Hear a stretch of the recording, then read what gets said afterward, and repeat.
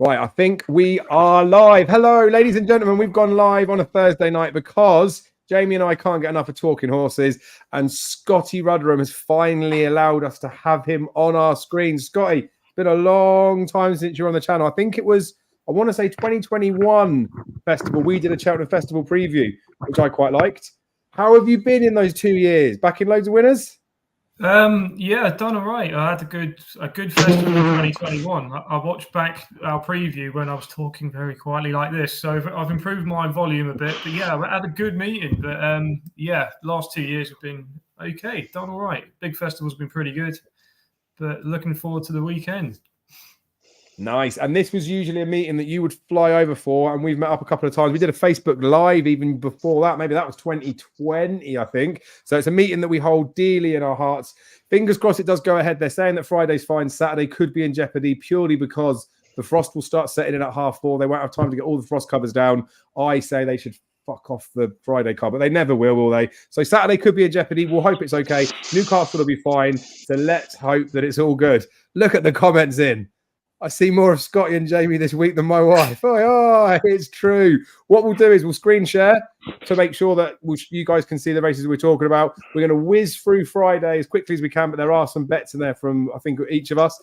Saturday as well, we'll talk about not necessarily all the races, but I will skim through them in case we've got fancies in there. And we will obviously touch on some good racing at Fairyhouse on Saturday, and we'll talk about Fairyhouse on Sunday. We'll dip over to Newcastle probably fairly quickly because most of the races are fairly windy, as the old man Kevin Blake would have said. But I say, let's crack on. Jamie, is the power there? Can we hear you? The hamster wheel is working. Yay! Yes, go on the hamster. Right, let's get the stage set. So I said we're going to skim through the Friday stuff. We will do just that. So Friday, we do have Jericho de Ropponais coming out for the first time. It's a good weekend for that, for the fact that we've got Ballyburn going out as well against Firefox. I mean, that's a dirty little race, but the Supreme market potentially could be shaken up quite a lot. I think it's a fairly obvious race in this one. I don't think there's anything to be betting against. It's probably just a wait and see jobby. But Scotty, we quickly mentioned beforehand, Nicky Henderson's sort of at it again, and he covering all bases by saying positives and negatives. What do you make of that? I take it as a positive. To be honest, every time he speaks down about his horses and plays things down, they normally come good, don't they? But no, I laughed when I saw it. I think Jericho de Ropponais, he's, I think everyone's holding this horse in quite high regards. They've got big hopes for it tomorrow. And Hendo likes sending out horses to this kind of race at Newbury, like he sent John Bon out a couple of years ago. I think Jet Powered last year was probably my biggest bet of the meeting last year. So I was going to go home crying back to the Premier Inn. Thank God he went in. So yeah, I'm not convinced yet. You can't really judge a horse before it's jumped over hurdles. He's got the point-to-point background, 1 by 11 lengths. So I think it's one for the muggy hackers, for the muggy punters. Good luck to them if they do it, but I'll be sitting back and watching the race with fascination. Yep, fair enough. I think that's spot on with it. It's funny as well, isn't it? Because even he made a little bit of a poke at people backing him for the Supreme. Like Henderson's got any idea about prices. Obviously, Darrell's had some stick earlier this week. I've got a feeling the guy Matt Toombs might have said that this is the time to strike on this horse as well, but he probably won't get any stick about it. Horses for courses, and that goes for tipsters as well. Some people just like to pick on certain people. Anyway, that's not what the show's about. The show's about winners. Jamie, I'm reliably informed that you managed to pay off the electric meter people with the tip in the 12.40. Good thing, isn't it? Yeah, I think so, Davey. Is a good thing. I like this horse for some reason, and I think we were kind of on about it. Was he in the race with Angel Spread at Cheltenham that day, wasn't he? Or was he? He was, I think. Yeah, he was up there, and it was a good run. I'm just only going on potential, really, here, Dave, the form. Like, he won at Exeter last year. He run a couple of good races then after that, but it's first time out over fences, and I suppose we'll get on to Hermes Allen afterwards, but you know, he looks like a chaser. I'm just taking a stab. I think like the JLo won the last day, fair enough, but I just like him. He looks like a big, strong horse, and look, I've taken a real stab in there because it's first time out over fences, but I like him, and I think 5-1's a good price, so I'd have a small few quid in him and see how we get. I didn't mention the name of the horse at the start. Well, yeah, well, it's Laddygag's the one, because I didn't mention the name of the horse. I am wiggling the mouse over it. It's a Laddygag in the Novices Handicap Chase. Again, like Jamie said, we've talked about this horse before. We both kind of like him. I don't think he was that good a horse over hurdles, but seems to have races in him. There was a little schooling clip that went out, which I know is very tiny because you only get to see him jump one, but he looked like a proper, just genuine, natural type chasing one. So I haven't bet Laddygag. I probably won't bet Laddygag, but Jamie does like him, and I wouldn't be able to put you off. I will quickly talk about the Fillies Juvenile Hurdle. We did the Cheltenham Exchange preview last night. Went in more depth in all of these races, but the only thing I think is worth mentioning here is that Rude Lemur is a half sibling to Tully Hill. Very well bred. I do think it will potentially be supported. Again, like, I'm being really harsh in this, and I'll probably get bullied and told off for this, but it looks an absolute dog shit race, right? So if anything does go and scoot clear, be a little bit mindful of it, unless something scoots well clear of the odds-on favourite. Like, deserves to be favourite. Whether it deserves to be that short or not, in the grand scheme of a listed race, I don't really know. But 130 official rating over here for a juvenile probably is like 120s of like a proper horse. Probably should win, but wouldn't be surprised if there was a bit of a shock in there. And I don't really think the ones that have got form in behind that have raced a lot have got anything about them. So absolute minefield. Could be a nightmare if people are doing the place pool stuff. So I'll definitely stick the fav in, but maybe take a punt on a couple away from there. I'm not allowing anyone to say anything else in there. Let's move on to the Berkshire Novices Chase. That's what I still call it. I like the original names, but it is the John Frankham. Hermes Allen's fresh from a wind up. He had a foot issue, I believe, which is why we're not seeing him until now. It's a deep enough race to be throwing him into for his first start over fences. We've loads of people have talked about this. 5 of the 6 are rated in excess of 143 or 143 or higher. So really, you're talking maybe like a 150s performance on paper it would take to win this. I'm worried people might get carried away in this. So I don't think all these horses are like well above their marks. And those that have got chasing experience, it's at lesser courses against lesser horses. They may have inflated marks, but we'll see how it goes. Like the real Hermes Allen wasn't shown in the spring. I think the real Hermes Allen could be quite good. I thought the same for something like a Monbrel, so I'm the worst person to talk to about this stuff. I would hope, even though Hermes Allen's going to step forward for the run, I would hope that Hermes Allen is able to win this race, just because of the fact that if he's going to be a good horse, which I think he is, I think he could potentially get up to like 160s. He's got to be winning this, even if he's going to come on for it. So I do expect him to win. I couldn't bet him. I do respect some of the other horses in the race. No Ordinary Joe's going to be an interesting recruit defense. I think he's the type of horse that should be a good chaser. But either of you two going to have a bet in this race? Scotty, you're going to part with some money in this race, do you think? I won't be going too mad. Like you, I think you nailed it. It's hard to back Hermes Allen first time out. You've got experience with Colonel Mustard in there, who ran pretty well at Down Royal, behind Founder 50, who I think is going to go in the Drenmore. But it's just like you said, Hermes Allen, he could be potentially the next superstar for Nichols. He textbook Paul Nichols at Newbury, horses like Brave Man's Game, Stage Star, tends to mop up before the festivals kick in. Second half of the season, and like you said, Hermes Allen slightly dipped towards the second part of the season, but I think he's going to be a good chaser, and I just wouldn't be touching him tomorrow. I just would be watching, and again hoping he goes well. I think if one potential horse could be a bit of a fly in the ointment and is maybe a little bit of value, could be Marble Sands. I think he's about 5-1, and he's got that chase experience already. He won at Ayr a few weeks ago. He looked pretty decent. I think he could be one that potentially could push Hermes Allen. And like I said, Colonel Mustard's got the experience. So No Ordinary Joe, I think the one you just mentioned there could potentially be a horse for maybe a handicap later in the season. I'd be keeping an eye on him. But as far as the race goes, 11-8, 13-8 Hermes Allen, I think I last saw. I wouldn't be touching him tomorrow. I'd just be watching, and I'd have a small bet, maybe a small tenner on Marble Sands, just in case he puts up a decent show. And I think he's got the potential. I know he's got a bit to find on the hurdle form. I think he was behind Hermes Allen in the Challow last year. And then he ran all right at Maintree. He was 6th behind Apple Away in the Grade 1. So he's definitely got it in him. And he'd be the one in the forecast with Hermes Allen. I'll put those the first two, any order. I like it. Yeah, I'm a big fan of Marble Sands. I said it on the preview thing last night, like half sibling into Sandsend. I love that horse as well. Never got to fulfill its promise.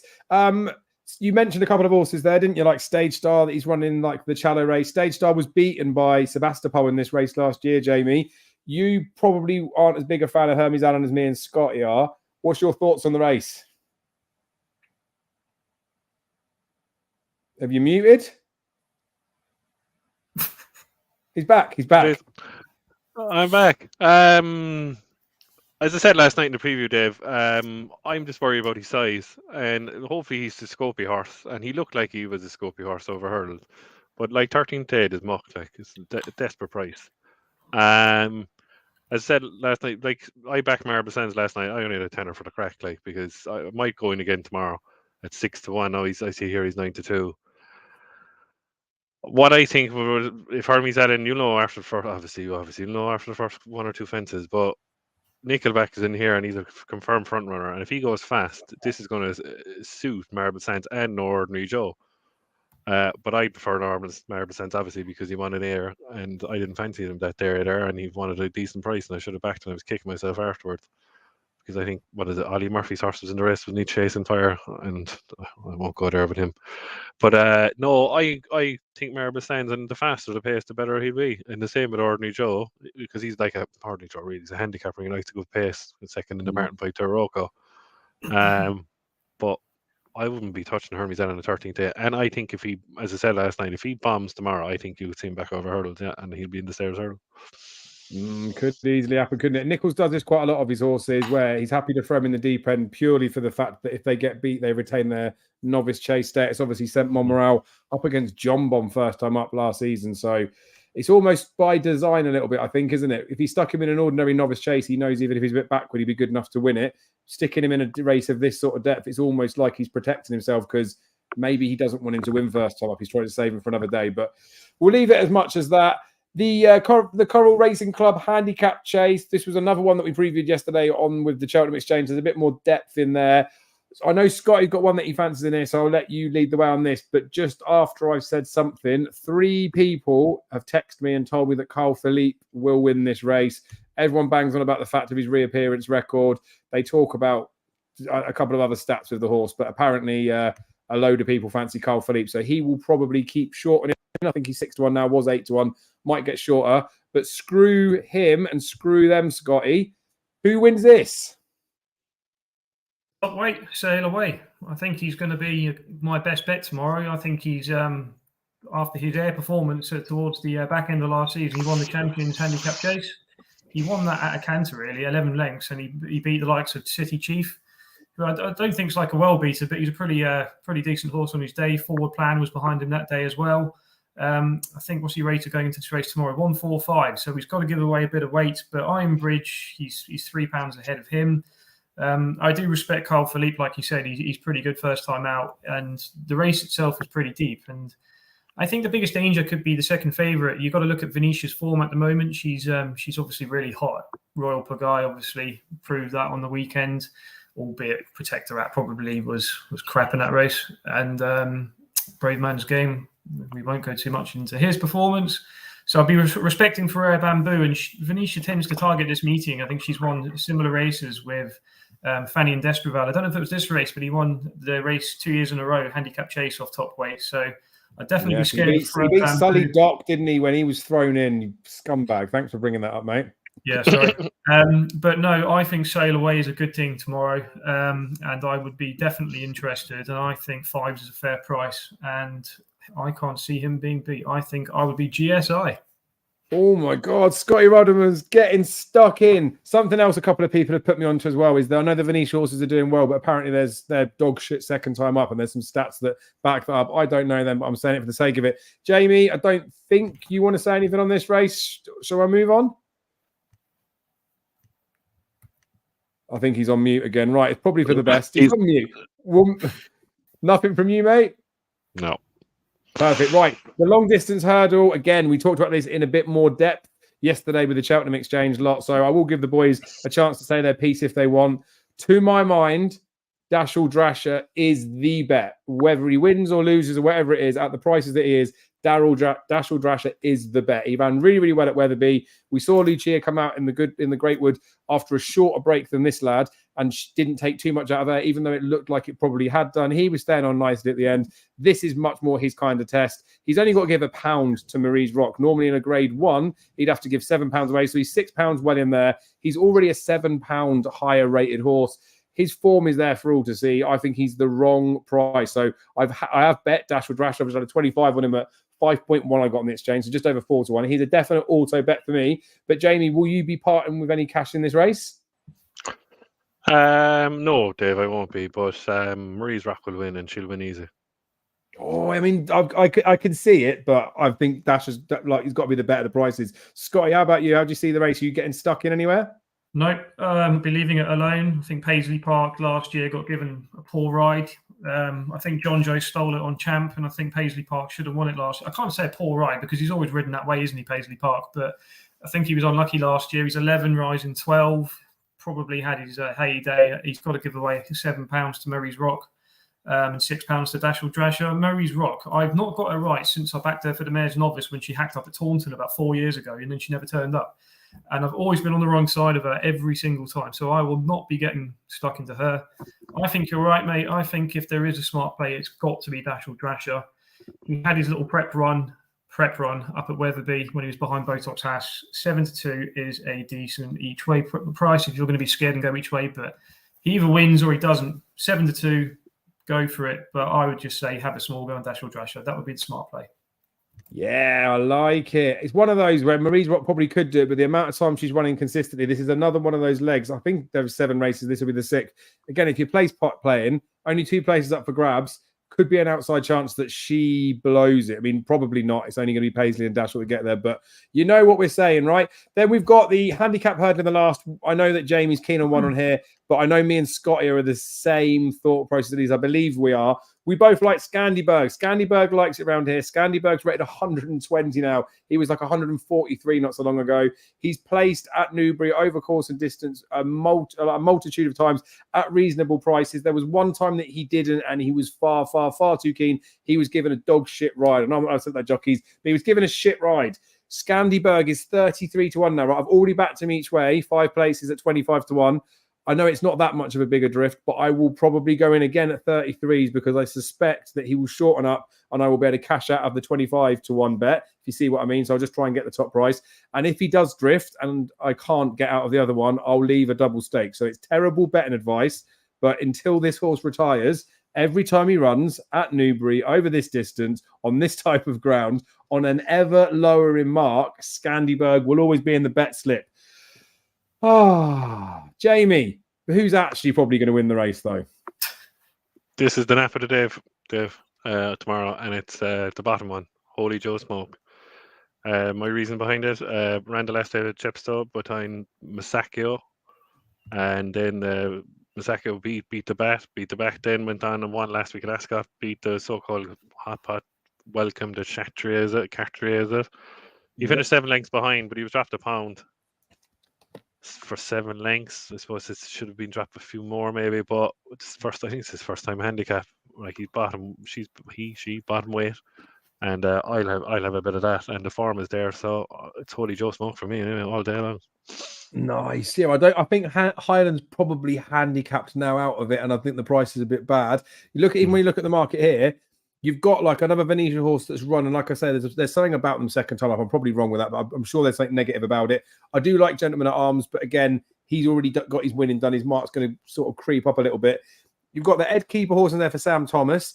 You've got like lots of these horses that are short single figure prices where I think you can make enough of a knock against them. So Scandiberg's value for sure. Jamie's given us probably, I mean, you could back it each way, couldn't you? Because there might be a few places up for grabs. He's 4-1. It could be the scummy each way thing, but it's a good race to end the day, but they need to hurry the fuck up, get the frost covers on so that we can enjoy Saturday's racing. Lads, let's get straight in again to Newbury. I think we owe it to the track to continue there.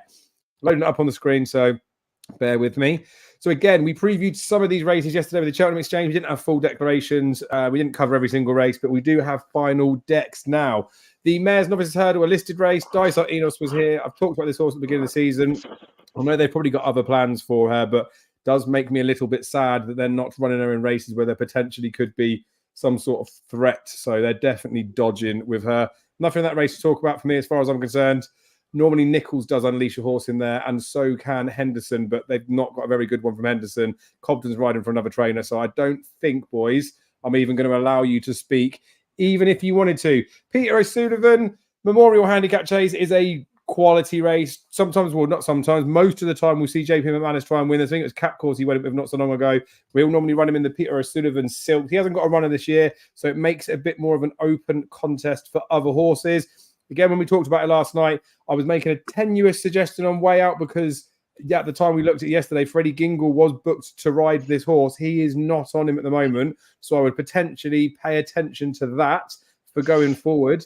That if Way Out in the future has Freddie Gingle booked and potentially has some sort of cheap piece or something applied, he might be there. But I don't think Saturday will now be the day, which ultimately means I don't have much to say other than Nasalam. Nasalam keeps appearing up on people's lists of horses that they fancy. He ran over the wrong obstacles the last day, but he did enjoy himself there. I think he's capable of quite a big run. We talked about Carl Philippe there. He's probably going to run on the Friday, but for any reason he didn't and come in here, that would be notable. But I do believe that his intention is to run on the Friday. Would not be a race that I'm having a bet in. I've talked far too long for a man that's not having a bet in. Jamie, I feel like this is the type of race that you sometimes like to get stuck into.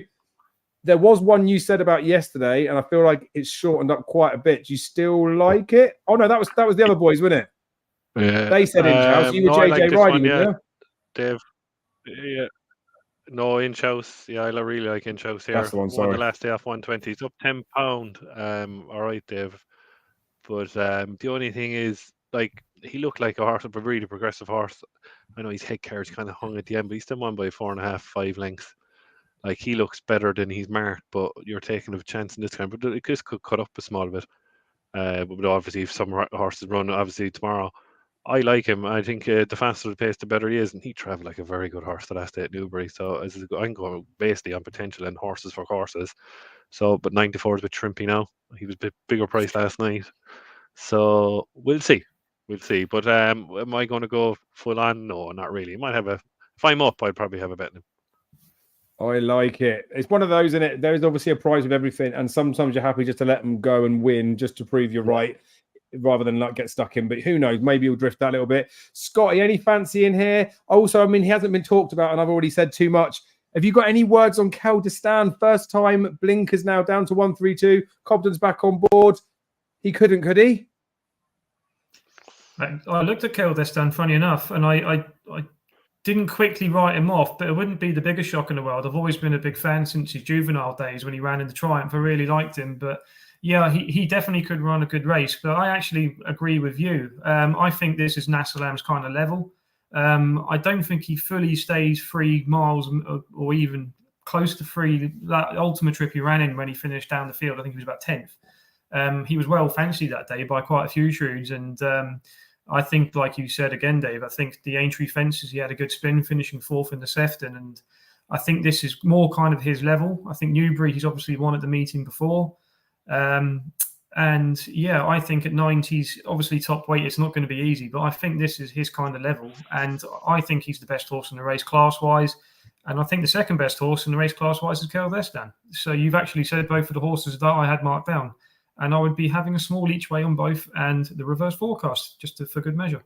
He loves the forecast, right? Reverse forecast, doubles, trebles are going in. Do you know what? There's a couple of people that used to come in my betting shop, right? Little old boys that used to make a packet back in reverse forecast doubles. They'd find a couple of like bad each way races or races they could get away with it in. They'd not often pick 3 or 4 selections and perm them up. But fuck me, did they smash the bookies a bit? Yeah, Keldestan is probably reaching a bit, isn't he? But it's just he's got to be better than 132. He's the caliber of horse where I say about being a snob that if you get a horse that doesn't go beyond 135, that's the reason why I've put that sort of arbitrary number in there. There's a reason behind it. I think every horse would be capable of performing to at least 135, but here's a prime example of a horse that is a bit of a twat in the head and doesn't want to put it all in the whole time. So then it gets onto the question mark of whether it's fair to run him or not. But obviously, he does look like he still enjoys himself. The blinkers are on. Harry Cobden booking is probably just for the fact that he's there for all the other rides. But, I mean, I've talked about Keldestan way too much for a horse that is most likely going to pull up. Never mind. We'll move on to, I don't even know if we will talk about it. There's a novice's hurdle after. I couldn't give a... Yeah. Oh, I couldn't give 2 shits about it, but Jamie can. Jamie, give us some. The favourite here, it's an original. Obviously, I'll be backing this favourite if Holy Joe Smoke wins. Beat the bat the last day. As I said in the last race on the Friday. I'll be getting stuck in if Holy Joe Smoke wins on Friday. Yeah, definitely Masaccio for me. Oh, Masaccio. Sorry, I was looking at the other one because they're joints, isn't they, at the minute? But yeah, so Masaccio. Oh, I'm 7 Jinko Blue. Yeah, Jinko Blue was beaten first time out. Yeah. Yeah, I suppose Fair he is enough. the obvious danger. But I'll be on Masakio, obviously, if Holy Joe Smoke wins on Friday. There you go. Well, you boys have all been told Holy Joe Smoke wins and then get stuck into that one. Scotty, do you want to say anything or shall we move on? Totally agree with Jamie. I don't like the favourite. Well, Jinko Blue. I think however you say it, Masakio will win as well. I'm with Jamie totally. 2-horse race and that will win Masakio. Nice. Okay, well, there's some relative confidence from the boys there, and I like that when you get those sort of markets where they're both short enough. You just got to try and pick the right one, eh? It's only a 2-horse race potentially. Handicap hurdle, the 140. We'll start off with saying that Soaring Glory is entered up at Doncaster, which I would say was the first preference. It's only a £5,000 race. They are 1,000,000% trying to get another few pounds off this horse. Give him a break before the Betfair hurdle. Another tilt of winning that again. He went off 133 before. If you want to bet him this weekend, do whatever you want. But Soaring Glory for the Betfair hurdle, I'm putting it on everyone's radars right bang now. Right, this is a quite a good looking race, I think. I've already touched on a Sid Hosey horse way out that had Freddie Gingle booked, but now he's off. Rock My Way still has Freddie Gingle. Cheap pieces have gone on for this horse. I keep tipping Rock My Way, right? He's definitely becoming a bit of a cliff horse. But this is what happens with handicappers, right? They will try them over different distances. Potentially, they are just reaching now for the cheap pieces. Freddie Gingle's on, and I've touched on that little 135 band, right? Again, it's an arbitrary figure that I put in there. But you get horses like this that definitely have more ability than they might be showing on the race course. And obviously, it's the trainer's job, I guess, to figure out why they're maybe not showing everything they should. He's raced exclusively at Cheltenham. This will be his first spin away. Maybe the track won't suit. Maybe it will. Maybe all his Cheltenham form all of a sudden will look a lot better. But I do think the booking of Freddie Gingle's a big eye-catching positive sign. The cheap pieces could or couldn't help. Might be Shishkin-esque, but I believe that, you know, sometimes they just put some headgear on so that when they win, they can say this was the reason. They applied for like first-time cheap piece and it seemed to work. See it as a positive. He's been relatively weak in the market, though, I will say. He was about 10s, 12s. He's now up to 16s. So that tempers enthusiasm a little bit, but I've definitely bet him, right? So he will go on my All My Bets video that I'll show you what I've staked, but I can tell you now, I've had 12.50 on Rock My Way already. Half point for me, pussy all right. And then I've backed Sebastopol as well. 20-1 is stupid for this horse. I put him up as a good fancy on his penultimate start, market raising. I cannot believe he went off at 7-1, right? I made him a 5-2 poke. I did royally get stuck in on him then. He shit home. And I was a tiny bit worried with the market to start with because you would expect there to be some money behind him. But fuck it. The market was wrong. I was right. He does need proper good ground. This is going to be tacky ground. It might not suit, but we're more than compensated with the price. He's £6 higher, I think, or £5 higher, something like that, than when he won at market raising race. Cameron Isles takes £7 off. Now, claimers probably sometimes aren't worth their weight, but we'll leave it as that. I think even off his mark, he's got a proper chance. He beat Stage Star over fences here last season. Like, he likes the track. Good ground would be the key to him, but I just can't believe he's a 20-1 poke. So he would be, for me, a win or a nowhere type one. So I'm doing the pair. So I've had 12.50 on Sebastopol, 12.50 on Rock My Way. I may potentially look on Saturday to back them both pre-race as well, with a view to trading them in running, because I think they'll both run quite well. But that's the way I'm looking at playing the race. Scotty, do you agree with any of the above, or do you fancy someone else? Sebastopol's got no chance. I'm sorry. Don't like him. Okay, fair. I think potentially watch the market an hour or half an hour before this race. A lot could depend on Jet Powered. It's not at the moment. I think he's 130. I mean, it's not the kind of price I'd be taking now. If he drifts, he won't. If he starts getting backed, if he goes off something like 7-4, I'd be getting stuck right into him.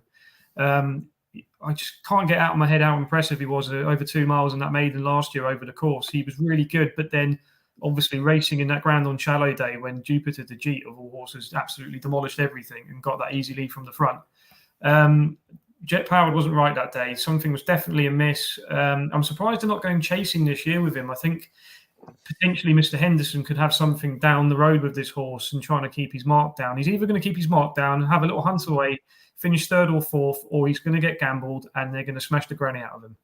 I just don't know. I haven't got a strong opinion on the race, but that's all I'd advise is watch the markets before the race. And if he gets backed, get involved. And I think that's the key to it. Everything else, I don't have a strong opinion whatsoever. Ooh, I mean, I do like it. I don't know the specific rules for chasing, right? I think to run in a chase handicap, you have to have run 4 times. I know when you're a novice hurdler, you have to run 4 times to be able to run in a handicap. He is obviously no longer a novice, right? When he ran that race in December, which took too much out of him, they would have had to run him twice after that to get him in, say, a Martin Pipe or something. And obviously, they would have potentially exploited the mark. So there could be rhyme and reason behind it, right? That they've just thought, bollocks, we'll wait. Let's see what kind of mark they give him next season. Or he genuinely had a setback. So I think he genuinely had a setback. I don't think that first run, the form is anything at all. Like 117 is the best horse in behind. He did trounce them, but he's been rated, I think, to where he ran on that day. So I do get the whole thing that there could be potential and stuff behind him. But like I agree with you, right? That I know people would say, let's back him at 4-1 and like hope he gets bet. But you would definitely want to see some market confidence behind this horse, because we touched on there, like he could go chasing, which is where he needs to end up. And I think he needs more runs over like obstacles to be able to get in a novice handicap chase. So this might not be the be and end all of it, but yeah, market would definitely be informative on him. I just couldn't bet Jet Powered in the slightest. Another thing I will say quickly is you look at Jet Powered again, going back to him and his performance in the maiden last year. Will Mount has done exactly the same thing this year, and all the hype is around him this year. You don't know until he comes up against better opposition next time how good these horses will be. Will Mount could end up in the same bracket. So again, but I want to actually quickly say a word for your other horse, Rock My Way. I think his last 6 or 7 runs have all come at Cheltenham, and I think he's the type of horse, just with his running style, he seems like just a galloper. I don't think he's got many gears. And I think Newbury is that kind of course where they go from the front or they're ridden handy. If they're in a good rhythm, they don't come back from the front at Newbury if they're good enough. I think this course could really suit Rock My Way. So I don't think that's the worst each way bet in the world. I think he's definitely got a chance. Nice. It will be informative when it could be one of these. Jet Powered could go make everyone look silly, couldn't he? My only slight negative is the yard no to back horses, don't they? Like look at Under Control in the Jerry Fielden, already like a 6-4, 11-8 poke for a handicap.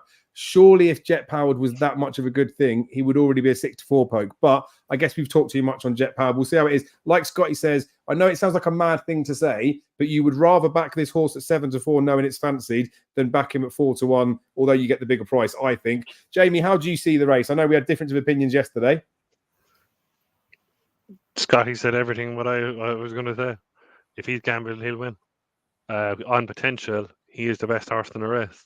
And I hope he is, because exactly what Scott said, I was really impressed last time in Newbury, like the first time he ran, but he got bogged down on Shallow Day on bad ground. And I say Henderson was probably kicking himself for running him because it took him this long to come back. But yeah, I'd be watching the market. And if he gets back, I'm going to get stuck in. Yeah. Fair enough. And I would imagine that you boys are the same as I would be, that even if he doesn't get backed and even if he drifts out a little bit, you will probably just have to back him, because in their heads, it's like he could be good and you'd rather 100%. Be on. Same as me with 100%. Like a Rock My Way. I'd rather they get beat 2 or 3 times. I wouldn't I wouldn't be on him, but I wouldn't necessarily be writing him off. And then you don't want to let him go unbacked, really, do you? So we'll see how it goes. Any more on that, or should we move on? Move on. Scotty Tinder just gave me the left swipe, the old left Tinder swipe. Is that a good or a bad one? Yeah, probably a bad one. Right. Jerry Field, and I quickly, loosely touched on it. Under Controls, had her wind tinkled with. She's been absolutely smashed like one of Scotty's Tinder matches. She is a 6-4, probably like top price horse for this race, right? She's basically priced as though she's already won the race. I will admit, like it's a bit muggy. I don't normally like to do this like after time and stuff, but when I saw that the entries came out, saw that like it was priced up, I missed the first part when she was 3s, was it? I haven't got 3s. I think I got 3s or 2s. I'm pretty sure I got 3s. Anywho, whatever it is, I've stuck him in a little shitty double with Brave Man's Game with the King George. So I'm an idiot, but that's as tentative a selection and as a bet as I would have in this race. I would have been like everybody else. If she was like a 7-2, 4-1 poke, because of what's been said and surrounding it, would have been getting stuck in just because the price was wrong. But she's about the right type of price now. Yes, she may go and bolt up on people to say, why didn't you steam into her? But wouldn't be my particular style. And I think the market's got it quite right as well. Like Brentford Hope wouldn't be an each way bet because he's not an each way price. Probably shouldn't be able to be Under Control, but was very impressive the last day. Hansard, I mean, probably is getting up to like a bit of an each way bet, but then still you'd be losing money. Maybe you wouldn't 7, wouldn't you? Make a tiny bit of money if you back him each way. I don't know. I feel like it's a race to potentially, like, frustratingly, you just got to sit back and watch, and I assume she'll probably go and win. Scotty, I feel like you probably would have had your eyes on the market before. Like, have you already bet Under Control? Will you bet Under Control, or will you bet something else? I think this is a money-making race from a few angles. Ooh. In another WhatsApp group I'm on, a good friend of mine who I class as a good judge, Jason Bibby, he's put up Under Control earlier this week at 3-1. And he's told everybody to get stuck into this horse, and I agree. I think it's an absolute good thing in this race. The form of Iberico Lord when she won the Sandown finale in April, he's obviously come out and won the Greatwood in good style. So you have to take that form as pretty solid. She ran in the Mayor's Novice and she finished second last, I think. But I'm not worried about that at Cheltenham. It's a totally different course. But then you look at what Epatant did, I think, in the Mayor's Novice when she finished way down the field, came out and hacked up in the Jerry Fielding. She won the Christmas Hurdle. She won the Champion Hurdle.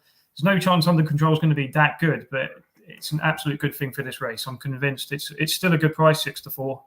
And I think the other bet in the race, 100%, Hansard is 7-1. In the place only market, if 4 places, I know it's paying each way first 3, you probably get even money for the first 4.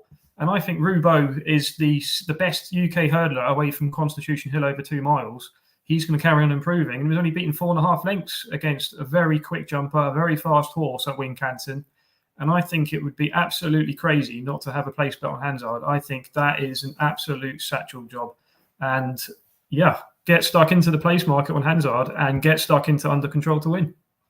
Double satchel. I mean, I do get it. I do like it. It's good when they come off in it. It's annoying when one of the two comes up and then you sort of cover yourself. But I do like those kind of, like, I guess, safe type bets.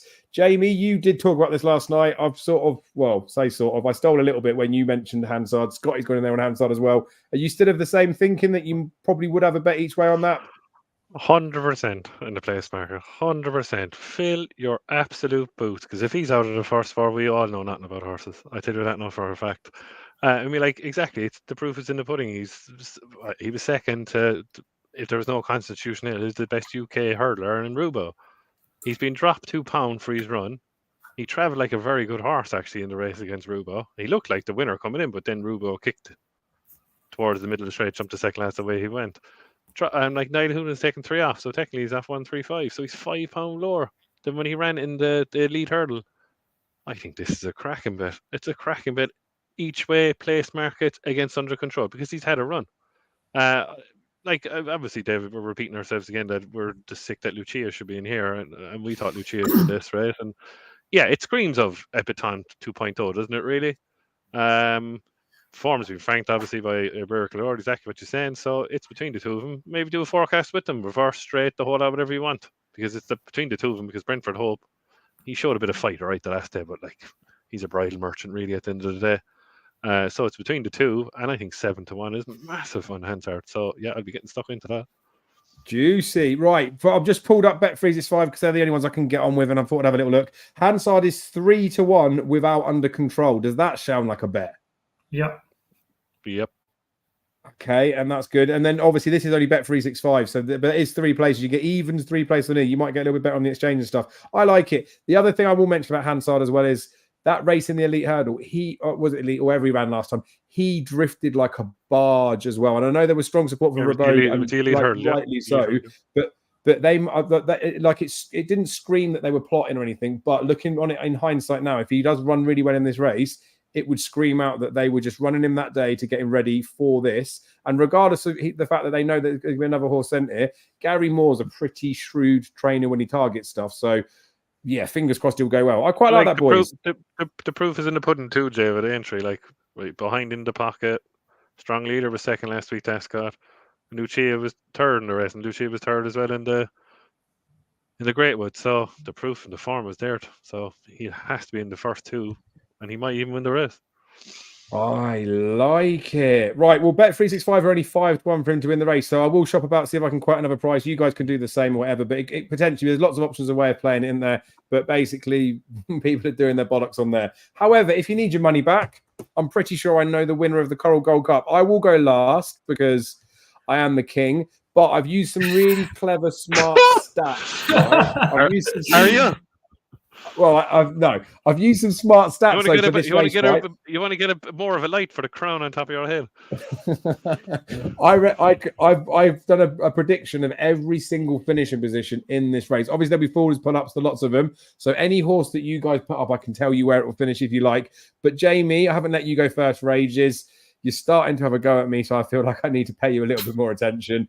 Take it away, Jamie. Who wins the Hennessy? To me, David's a two-hand reel. I'm torn, really. I'm torn between Monbeg Genius and Marla Mission. Marla Mission, the only reason I like Marla Mission, had a great run against Thunder Rock and Carlisle and jumped like a very good horse. Now, like, there's obviously the jury's out at the second last of the National Hunt Chase. Would it have won? Yes. It would have been close. It would have been close. There's no doubt about that. I thought his run was very good at Carlisle. Great prep run for this.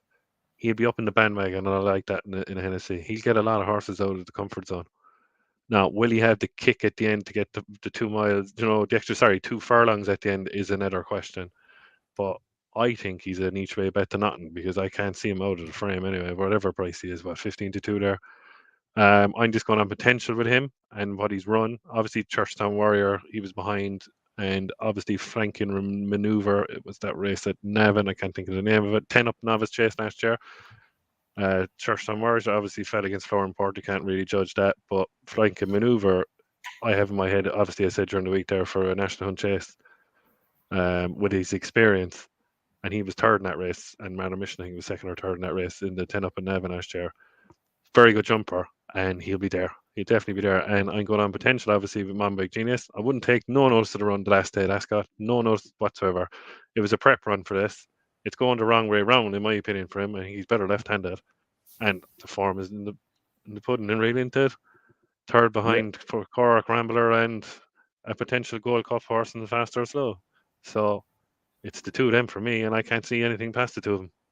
Well, I mean, you need to if you want to win the race, but I get like bits of all of them. One thing with Marla Mission, like the guys are saying in the comments, I didn't dare bring it up last night because I feel like we'd have gone into an onslaught. Yeah, I will agree with people are saying, and I heard this a lot of people that he's I think it's great. Really, I think like it's 50 days or can't remember what it was. I've heard like some really extreme different types of numbers in there. Like does it worry you because he had Sean Bowen, I think it was, or James Bowen lost his irons, got beaten neck on a horse that probably could have won. He's had some seconds that have like drawn clear from ones in behind. I mean, I guess it's always going to be like a little bit really of worry. Does it worry you? It doesn't really worry me with John McConnell. It really doesn't because he's like a target trainer, and he really is well. I like the jockey as well, Ben Harvey, because I thought he gave one of the best rides of the season last year in the plate because he absolutely, for an inexperienced jockey around Cheltenham, he gives Seddon a great ride last year in the plate, I thought.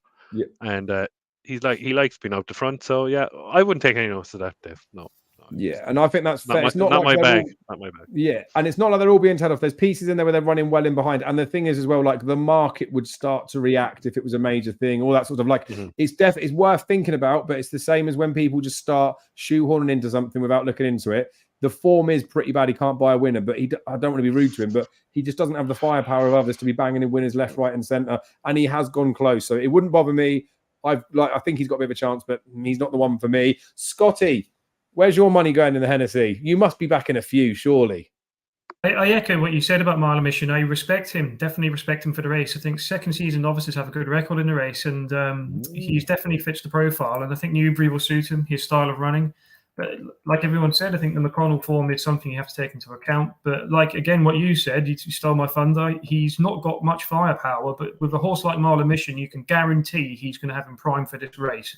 So he's definitely one that you've got to take into consideration. But I won't be backing him. I've got it down to 3. And on my short list of 3, Monbeg Genius was my absolute nap for the winter until his Ascot run. I'm worried about the Ascot run. I know he got bumped into, and Jamie thinks it was a prep run. I actually backed him that day. I thought he was going to be ready for the race. And I'm just slightly off put with him. But I think Monbeg Genius will come on for that. And he's definitely going to be around and about. Complete Unknown is one of my 5 to follow chasers, along with Monbeg Genius for the second season chasers. I just think with Complete Unknown, you don't need to have the quality nowadays to win a Hennessy. You look at the winners in the previous few seasons, the likes of Sizing Tennessee, the likes of Cloudy Glen, the likes of Cloth Cap and Lamilos. They're not worldies like a Bobsworth or a Denman or a Smad Place, class horses who run in Gold Cups. You don't need to be that good to win the race anymore. But I just don't think Complete Unknown stays 3 miles and the extra bit he'll need to. I think he's more like a 2.6, 2.5 horse. I know he was second to Jerry Colomb over 3 miles at Aintree, but I can't take that second literally. He was beaten 7 lengths, and Jerry Colomb was just doing what Jerry does and just slowing down at the end and winning on the Schnaff. But if there was a dictionary for horses or a thesaurus, and you turn to page C, and you say courses, and next to it horses, and you go to H and you see horses for courses, Zanza at 16-1 has to be the each way bet of this. 22s. 22s, there you go. I mean, I think he was rated after he won, and he absolutely smashed Hitman in the Denman chase way back in February. And I think he was rated 143, went up something like £15. He got dropped £4. But that was over 2 mile 4. The next time he ran at Newbury, I'm not worried about that. I think he done his running for the season. And the interesting thing is they sent him back to Newbury 3 weeks ago, and he ran in a Potemps qualifier. And he was never going to win that day. You think he went off about 25s, 33s, hunted around. He will be ready for this race. And anyone that doesn't have, if you could each way on Zanza, is an absolute crazy person. He will run really well in this race. And I think he is definitely going to be in the frame. And it's a massive, massive price. You've got to back him. You just have to back him for this race. Nice. Well, I do like Zanza. I've talked about this on multiple shows where I went through a phase where he won every other race for a period, and I backed him every other race, but I never backed him when he won. So I get it. I see it. I do like him around here. I don't know if I can present this bit up to pull up a couple of things that I've got. Let me see if I can. I'll try to share something else just because I do some stats and trend stuff, right? So I can just read them out anyway, but I'll see if I can do something else instead. Yes, let's pull this one up to start with, right? Does it show? It shows. I think you can kind of see it, right? So basically, I've done some stat stuff on here. There are some real relevant ones, and then there are some less relevant ones. So I'll draw you straight down to the bottom to begin with because it is fair. But the second season novice thing, I know they haven't got a bad record if you look at it, but it's 50-50, right? The last 10 renewals, 5 have been second season novices, 5 haven't. So it wouldn't necessarily be as much as a positive as it maybe used to be. And 7 of the last 15. So it used to be better. It's not a bad thing, but I've ignored that now. I used to use it in here. The most relevant ones, right? 2 wins over fences, raced at 3 mile plus before. Either had won at Newbury if they've run there, or hasn't run at Newbury. That counts as the last 10. 3 of them had run and won. 7 of them hadn't even been there. Carry between 10 stone 8 and 11.6. 6 runs over fences. So the top 5 are the first sort of bracket. Then underneath we've got 9 out of 10s. One at about 3 miles, so 2 miles, 7.5 counts. Age 6 to 8, ran this season. Because we know the Hennessy is like a plotty race where everyone can kind of tell where they should go up to. Lots of horses tick the boxes. Midnight River is the only one that ticks all of those first 8. So that starts out quite nicely, right? The semi-less relevant ones, rated 146 plus, 8 out of 10 in the last winners. Finished in the top 3 last time out. Midnight River ticks that because Hoisinho pulled up, didn't he? Price 12-1 or less has been 8 of the last 10 and 12 of the last 15 and ran over fences this season. Some horses used to prep over hurdles like Native River did, but in recent years, it's more prevalent if you run over fences. The long and the short of it is when I did those stats, I'm going to do some more screen sharing just because it's funny, isn't it? It's just hilarious to do this shit. Share this little bit. On here, right, this is the scores they came out with. So the table underneath, right, you need to ignore that. I did that if a Hoisinho came out because obviously that would have made a big difference to the weights in there and the numbers would have changed. But the top one's what we want to look at, right? So on that first 5 of 5, there was 5 horses that ticks the box for those. Garlaw's in there, but he's going to run in the rehearsal chase. Midnight River, like I say, got 8 out of 8 on the top scores. A load of them got 7, so they're in with chances. Score 3s, when I've put those sort of 4 underneath, that's 7 out of 10, 8 out of 10 ones, but I've only weighted them half a point. Midnight River still ticks all of those. And then score 4 is by giving a bit of extra credit for the first ones. But basically, Midnight River comes out on top. Eldorado Allen is right up there. The 6 to 8 thing is what stumps him a little bit. He's a 9-year-old, isn't he? he's got a proper chance. I think he's a 25 to 1 point, so I'll be backing him. And then Marla Mission does actually claw himself back up. He was 4 out of 5 on that first important ones, but like he's right up there as well. So this tells you the finishing order, every horse in there. Luckily, no one said anything stupid. Like, look, even Zanzer's up there, probably going to be in the top 6. So Scotty's each way money's safe. But the reason why I've shared that with you is just for the fact that Midnight River was a horse that I liked for this race anyway. To obviously achieve some of those trends, we needed to see what he did at the beginning of the season, like where he was going to finish, where he was going to start. He could have come in fresh, all that sort of stuff. But he ticks all the boxes. I think he is the winner of this race. So I've backed him. I've had 37.50 on him. I think 12s on the exchanges, so not massive. I probably could get better, to be fair, but I was impatient. I wanted to get stuck in. And then I've backed 25 on Marla Mission because I do massively respect him. He probably would have won the National Hunt Chase, I think, if it had stood up. So I like him. I'm not worried about the yard form. I think he's properly got a chance. So I've had 25 on him, but I have also backed Eldorado and each way.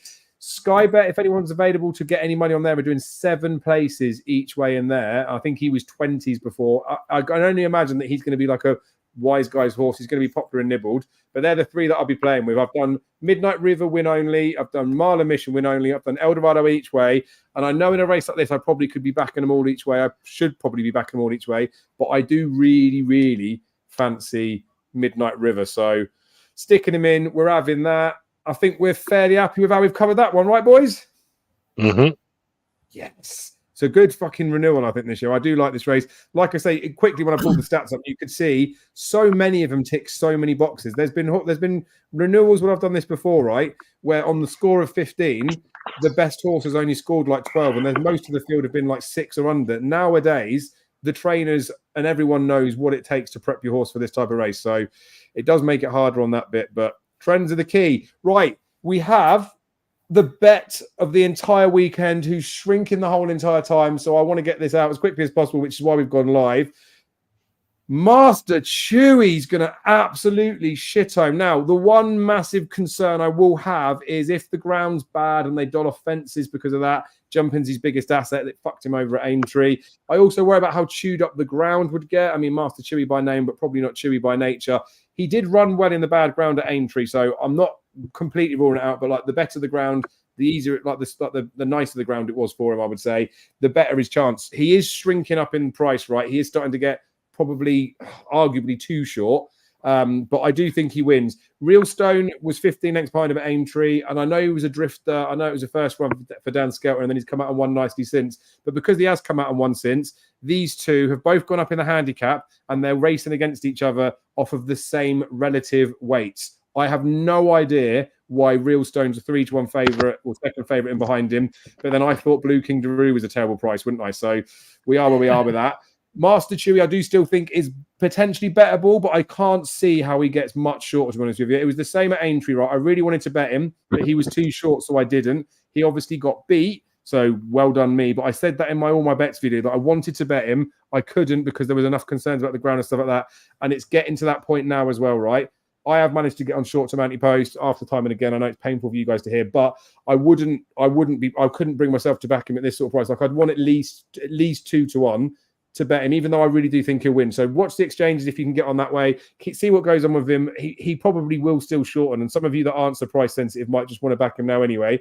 I really fancy Master Chewy. I don't know if I've said that enough yet, but Master Chewy definitely wins. It's bad and it gamble responsibly, but I do fancy him for the relative stakes. Well, I've had 50 quid on him. I managed to get some 4s and then some 100 to 30. So obviously price wise, I've beaten it, but I've had 50. So he would be like, I guess like an okay bet, but I'm not steaming in with hundreds and stuff before you guys get too excited. Jamie, I'm going to come to you because I know you're going to agree with me. Yeah, I had 50 quid last night there at 7-2 with Labrooks. I got 7-2, and that's my bet. He will absolutely rock him. And if the fences stay in, which I hope they will, the ground says good enough. Even though he went through the heavy ground, I thought at the entry last night, the better the ground, he will absolutely rock him. Jumping, as we said, is his asset. Lovely jumps there, 4 in a straight. He gains length. He will absolutely rock him. Nice. Scotty of the day. Bet of the day. But again, we did say this on the Cheltenham Exchange thing last night. And again, this is the frustrations of everything, right? Short-term anti-post. When we did the thing with Only Fools Love Horses, and I talked about back in JPR1, right? We were 100% right on that. goes and gets beat at 101. Yeah. So the risk of doing these things, right? If I said to you in the middle of the week, I'm going to bet Master Chewy this weekend, I suggest you get involved. Of course, I could do you guys a favor and you might get a price. I could also fuck a load of you over because if he gets withdrawn because of the ground and you're back in short-term anti-post, long-term as a strategy, short-term anti-post will unfortunately fuck you over. You've got to be very selective with it, and sometimes you really have to be expecting to get some exceptional value. So again, I don't think it is painful for you guys. You know, I try and get like my information out and what I'm betting out there because I know you guys like to hear it, but that's where I'm at with it now. Scotty, how do you see the race? Will you be following us in? I won't be getting as stuck in as you guys, unfortunately. He's probably the most likely winner. I just don't know. Real Stone was good at Haydock last weekend, but I don't like horses that come out really quickly a week after. I don't think he's.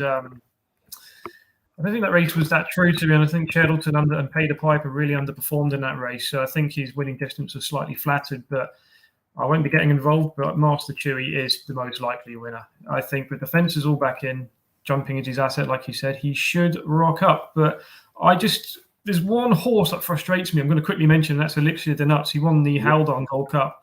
I wouldn't totally write him off 11-2. I think Freddie Gingle's on, takes off a few pounds.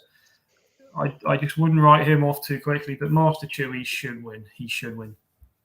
Yeah, fair enough. And that's the thing, the Real Stone thing, like I didn't want to start digging him too much because like I said, I've ruined myself by being bullish on Blue Kindaroo getting turned over. But that Real Stone race, one bled, didn't it? Like the 2-1 second favourite. And then the 131 just never travelled, was hanging in the race. So like his biggest competition didn't actually show their running in that race. It was a horse that was well supported. It was a handicap chase where potentially if a yard's back in a horse and you've got something else, you don't want to ruin their mark, maybe you make an excuse why it's out the back. So that probably was his day, wasn't it? Master Chewy, I see no reason why the Aintree form gets reversed. I fancy him, like I said. But within all of that saying, this is why I like to talk about my stakes, so you guys get familiar with how much I like it. I will have, during the season, I'll have bets that will be in the hundreds.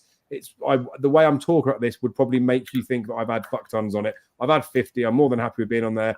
I wouldn't want to do any more than that. Like, if he was still 7-2 now, I've already had my money on, if you know what I mean. Like, I wouldn't just be going balmy on him, but I think he's worth a bet. And a few good judges agree with me, but we will see. Right, we've an hour up to do Newbury. I don't think that's too bad. We'll quickly sweep through Newcastle because there's not too many things to talk about. The French Furs is disappointing this year, so I'm going to swerve most of it, I think, unless anyone's got any ones to talk about. Oh. No. Right, so Fighting Fifths, very much a pointless one. I will just ask you guys, will you be having any sort of bet each way without or anything in the race? Because I would not. I just want to watch the race. Either you having a bet? Just watch it, enjoy him. Correct answer. And then the rehearsal chase, right? So it's definitely worth talking about this. Garlaw I need to mention, right? But I need to mention Garlaw in the same breath as I'm going to mention Bill Baxter and That's All Right Gino. That's All Right Gino and Bill Baxter, if Newbury is on Saturday, will run in the Coral Gold Cup. That will change the place terms of this race because there will only be 6 runners. So you potentially have to bide your time on that. They are obviously entered here. They've obviously been jocked up, but I don't believe that they will run if Newbury's on. So like I say, from an each-way perspective, it's going to change the world of all of this. We know how good Shishkin is. We talk about graded horses and handicaps over and over and over again. It's not very often you get one of the highest rated horses in training in a handicap, especially a handicap of this depth, right? So Shishkin doesn't need to be explained any more than that. Deserves to be favourite, is the most likely winner, but you would be a bit mad if you thought of backing him. I can see people that probably would, maybe stick him in multiples or whatever, but not for me. But I have been waiting for Garlaw to step up. The cheap pieces have been applied. The hurdle run the last day, I think it was a hurdle run, I didn't mind so much. They've been running this horse in real good races. That's basically what they did with him last season. And now he's finally back into handicaps. I think this horse is pretty decent. The last time he ran in a handicap was at Doncaster on the same as Trials Day. That was a Premier handicap, the same as the rehearsal is. He fell when he had every chance at the end. That was only £2 different to this. He's one of probably, well, he will be the only horse that's still in the handicap after, but the ones that remain are only a few pounds out. It should make a difference to them. So I will have a very small tentative bet on Garlaw. I say I will. I've had £12.50, gone balls deep, and I at 8-1 on Garlaw, just for the sake of it, that if anyone's going to beat Shishkin in this race, I think it's Garlaw. How do you guys see it? Will any of you be parting with any cash betting anything in here, Scotty? I think Garlaw, yeah, he's definitely got a chance. I'm with you on that.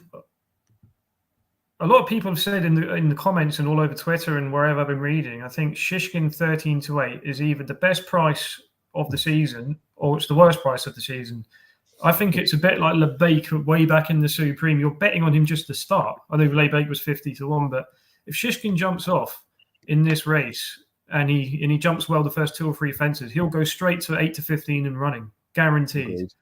I think it's a back to lay race. Take your small win in running potentially. Long Press won this, I think, last year off top weight and beat a pretty handy horse and into overdrive. I think Garlaw is way ahead of the likes of Elvis Mail, Empire Steel. They're seasoned handicappers. They hunt around on these. Yeah. Basically, if Shishkin jumps off, I think he'll win. I think it's as simple as that. And Garlaw will finish second. Nothing would hurt me more than having 50 quid on Shishkin and then him just standing there at the start. But will the bookies do like they did last weekend and give the sympathy vote and pay everybody back out? Not guaranteed to this time, are they?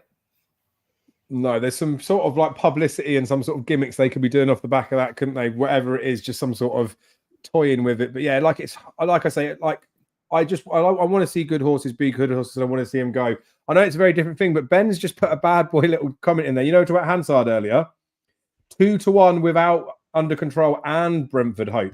There's so many bets bet in that race. Anyway, back with the rehearsal chase. Jamie, I know how much you like the idea of Shishkin for a King George.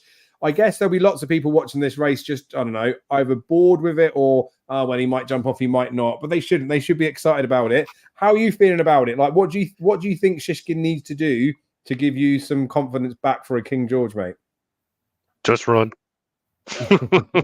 Simple as. I won't be having a bet in this, Dave. No, I don't trust him at the 13th day anyway. Of a mark of 173 in a bloody rehearsal chase. But I just wanted to see him run well. And on to the King George and bring on Brave Man's Game. And you never know, you might see a bit of Jerry Clamaralaho. You never know, hopefully. But if it's just Brave Man's Game and Shishkin, I just want Shishkin to run well here and then get stuck in for the King George. That's basically my play, and I just want to sit down and watch him. That's basically it. I like it. And that's the key thing with a lot of the racing this time of year, especially when you get to the top tier. That's why I like to be a bit of a snob, that it's not all about the day that they're running in, but you can get loads of information out of it, which is worth more than the money you would get from potentially betting on them. So, like, it's an informative race. I think sitting back and watching is probably the way to go. I did say that I've had a little small bet in here, but we like to gambles. Right, Fairyhouse has got a filthy beginner's chase. Now, Manana Kakuna was entered, hasn't been declared. Willie Mullins had Nick Rocket, Indiana Dream, I think, and Manana Kakuna in there. Manana Kakuna somehow backwardly, I've managed to make the classic getaway form a boost from when he ran behind him at Gowran, get on the Kakuna for the National Hunt Chase. But this looks like a proper race, right? Monty Star is a horse that will excel over fences. Henry de Bromhead improves a horse over fences as well as anybody. And I think this horse has got a lot of ability. So he's no back number. I know he's 17-2 in here, so 8.5-1, but proper chance that horse. Nick Rocket mopped up in a race where I guess not a lot of people would have known about the horse or really, like, I don't know, expected much about him, I guess is the best way of saying it. It was a grade 2 that he won. It's kind of a little bit like, I don't know, almost like Mr. Policeman-y type vibes, that it's won a race, little like known type race, but then off the back of that, people are starting to get excited.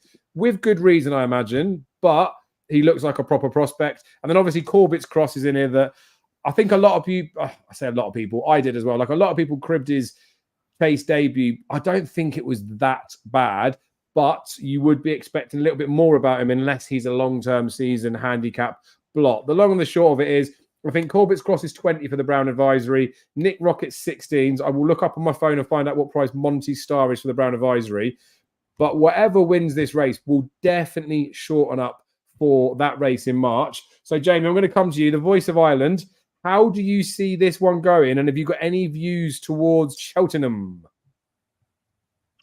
I think Nick Rocket's a bad price there, to be honest. Like, you're only going on potential. Obviously, I want to be having a bet at this race. It's a huge watching brief towards the, say, potential Cheltenham Festival horses. 3-card Bragg, it's probably not. It's not probably not fair enough for him, is it? I know he ran like Bart last year, and it didn't look like he stayed, but he looks like an old slow boat, doesn't he? So he's probably just out for the trot for the potentially a National Hunt Chase. Nick Rocket is what, what is he? Is he a Turner's horse? Is he a Brown Advisory horse? Or he could be a National Hunt Chase horse. You wouldn't know. I wouldn't be backing at 6-4. Yeah, not a hope in one to Sundays. But I like Corbett's Cross. I've always liked Corbett's Cross. Obviously, what happened in the Bartlett, we won't talk about it. But I wasn't impressed with his chase debut. No, not at all. But apparently he jumps well at home. So, but I don't know. Like, is he, as I say, like he could be plotted obviously for could be down a plate or not. I can't see him in an ultimate. Irish horses don't do great in that, do they? But it's a watching brief. But the one horse I will be watching, yeah, is the horse that I really like, and I've always liked him, is Corbett's Cross. Yeah, but having a bet, nah, just watch it. Ooh, I mean, it's definitely going to be an informative one. So I did quote some prices. I know it's really rude of me, right? And definitely people are going to think I've got a problem with the McNeely type horses. Completely glossed over 3-card bag. That wasn't done intentionally. It's great. It's a pretty deep race, right, Scotty? Just before I come to you, though, I mentioned the Brown Advisory Novices Chase. Easy for you to say. I know I put up Florin Porter. I can't believe he's drifted up to 20s. It's dirty. There's loads of money for Gaelic Warrior recently for the Turners. That's where he should run. Probably will run. I still do like Florin Porter. Right? I don't think that run was bad. But Monty Star's a 50s pope for the Brown Advisory. Now, I know in here he's like 4th favourite. And Matt, if he went and won this, what sort of price is he? Probably down to like 14s or something. So I said I'd check the price. I've mentioned the price. That's making me think twice. Anyway, Scotty, I rhymed a little bit there. Have you got anything poetic for us or otherwise? I haven't got any poetry, but it's funny because I thought, well, I didn't know what the two of you were going to be able to talk about, but I was going to give a massive shout to Monty Starr as well, actually. I think I'll be backing him in this race for this chase, definitely. I think he was second to Stay Away Faye in a point-to-point not too long ago. So he's definitely got the potential to do well over fences. I think he was second to... no, he actually beat Hidden Valley Lake before he ran at the festival. He was second to Shambally Kid. He's definitely one that I would be interested in. And looking at the top of the market, I'm totally against this Nick Rocket. I don't see the hype in him whatsoever. He could be another James de Burley type of horse for Willie, I think. I don't think he's going to be any good. I think the horse with the most ability in the race is Corbett's Cross, but I wasn't a fan of his chase debut. I didn't like the way he jumped. I just think he looked awkward at his fences. I think he could potentially have... This could be the last time we see him over fences if he doesn't perform well. He could be back over hurdles, going for the stairs hurdle kind of thing. It's hard to know. And again, 3-card Bragg, he's been one of those talking horses for the past year. I'm not a fan of the horse either. I don't like 3-card Bragg. Nothing else in the race will really feature. I honestly think Monty Starr, if he wins here or even goes close, the connections are all there. You've Henry de Bromhead, Rachel Blackmore, the likes of Manila Endo went off massive prices in his novice hurdles, won at 50s, kind of got forgotten about before that. Then everyone's like, hang on a minute, this horse is pretty decent. I think Monty Starr, not just because of the colours and connections, but could be in the same kind of mould. Horses that do well in Albert Bartlett's obviously make good chases. He was pulled up in the race. I'm not worried about that. It was a slogfest that day. I would definitely be having a bet at 8-1 each way on Monty Starr. And if he wins, I think you could be right. I think he'd be about 12s for the Brown Advisory. Definitely. Nice. And the thing is with some of them, right, there's obviously a level of risk that you can attach to stuff, isn't there? People get their Sky free bets, all that type of stuff. I'm just saying that he might be one for a bit of a swing at a bit of a price. Could be completely wrong about him. I do think, like you say, that point-to-point form's decent. And we talked about this before. I think me and Jamie have said it a couple of times that potentially most of the best horses didn't actually complete in that Albert Bartlett. Time will tell, but it's dirty, right? This is just... it's just a Fairyhouse card on a Saturday. It's not even their feature 2 days. There is also some other decent stuff that's going on. There's a little maiden hurdle with a horse. I don't know if you guys have heard about him. It's a horse called Ballyburn for Willie Mullins. I don't think there's been much talk about him. Fucking hell, it's Ballyburn. He's over 2 miles. Willie can move him about, but where they start is normally where they end up. And I know he doesn't worry whether it's 2 miles, 2.5, like they'll all win at all types of trips, but he ended up at Cork over 2 miles, didn't he? I can't remember the reason why they didn't declare him, but didn't declare him. He's running here. Unfortunately, he's going to bump into Firefox. He is one of my horses to follow for the season. Now, I do think Firefox is a middle trip horse. They ran him over hurdles, first time up, over the middle distance. And, I mean, honestly, go back and watch if you want to watch a horse that doesn't really know what it's doing. Reminiscent of when Gypsy Island went hurdling for the first time. Didn't know what they were doing.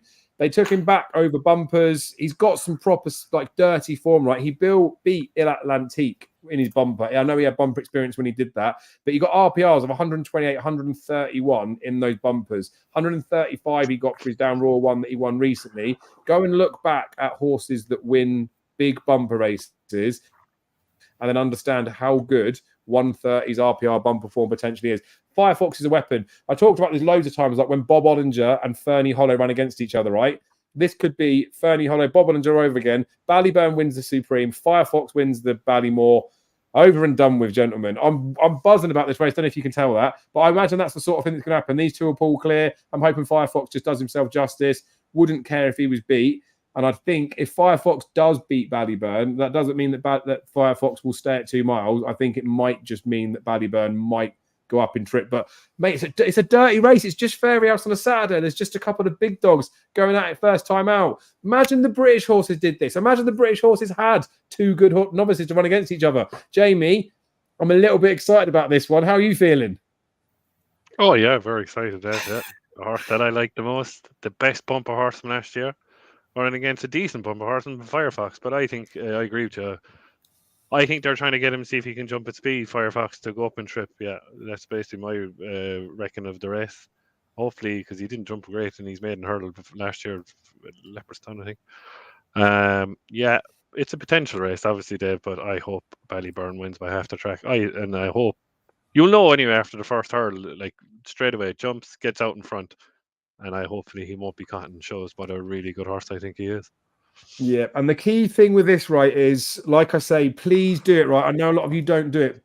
Please go back and watch Firefox debut over hurdles, because what I'm terrified about with this, right, is I know he's a 25 to 1 point for a Ballymore. Lots of people are going to be like me, excited to see Firefox. I talked about those bumper ratings and they were decent. And again, reminiscent of like a Gypsy Island, didn't like hurdling the first time, but was better the second time round. If Firefox is beaten by like 20 or 30 lengths by Ballyburn, right, it doesn't necessarily mean that it's a true performance, because Firefox might just be the type of horse that the obstacles don't do anything for him. But obviously people might get too excited. So watch what he did over hurdles first time. Then when you watch this race, if you see any inklings of the same attributes, obviously it'll be different because this will be at more speed, like Jamie's saying.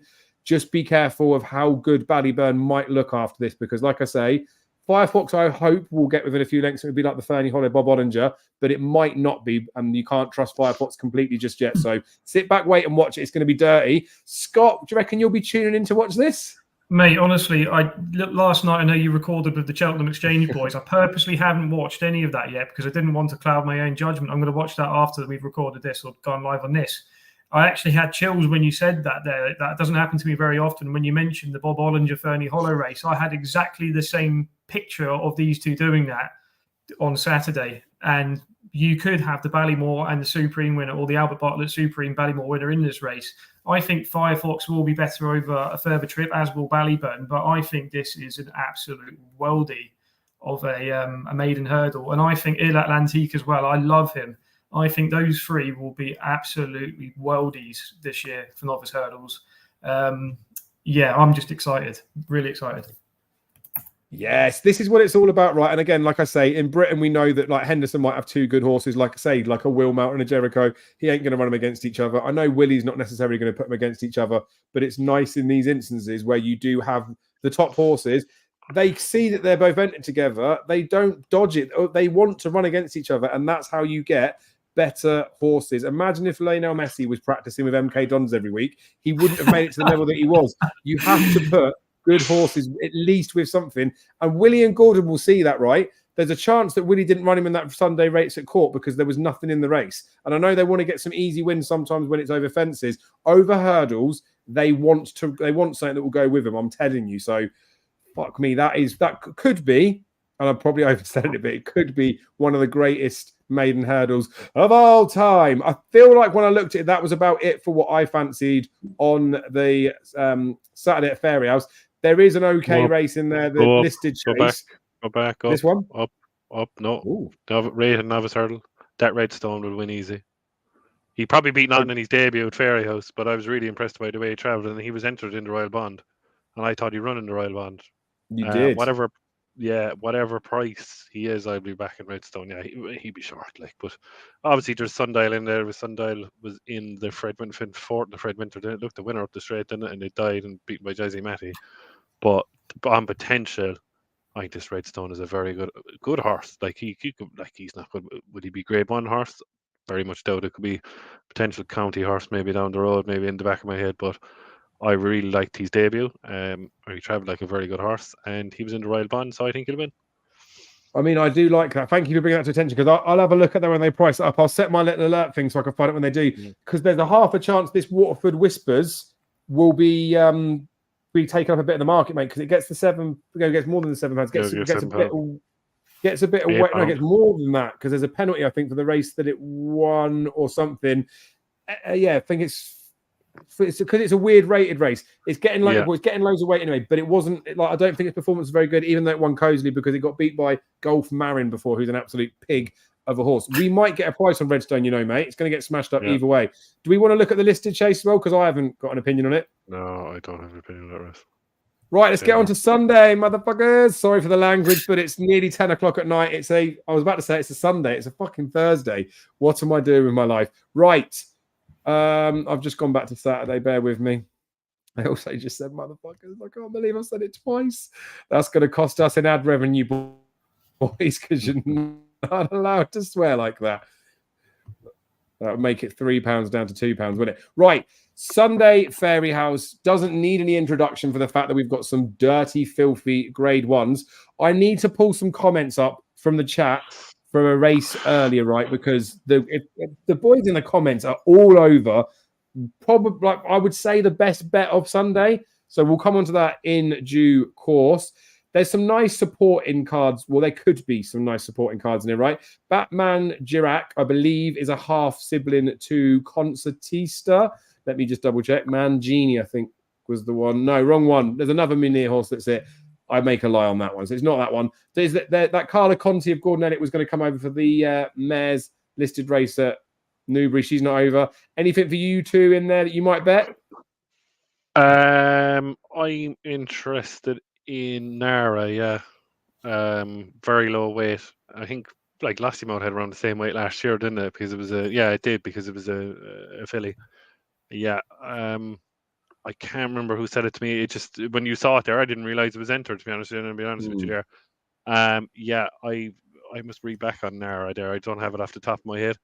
But yeah, running some French race. I think it was I think it won the fillies version of the Monarch, the pre-wild Monarch, and that was the races of Marsborough, and the race with Sergino and Salvatore Mundi. His kind of form is in that, and she did a good enough time. So yeah, have a look, just watch her out, and she probably will be favourite, Dave, because it's Henry de Bromhead. But yeah, just keep an eye on Nara anyway. That's all I'd say. Sorry, I didn't realise it was entered. No, it's good, mate. Because like we said, we don't know what the final declarations are. I will probably definitely be betting Carla Conti, but it would be price driven. I was very impressed with what she did first time up. So again, we'll see what the prices are. We'll see who finally gets declared. That will change things in there. Scotty, any view in it, or are we sweeping on?